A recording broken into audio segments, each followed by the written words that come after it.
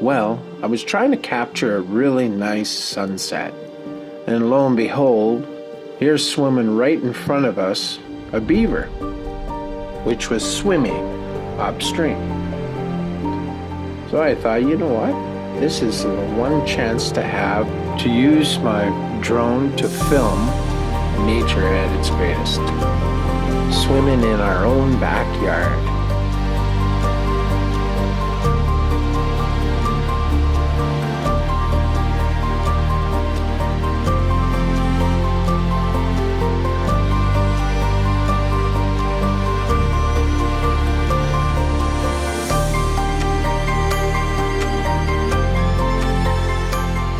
Anyways, thanks for watching.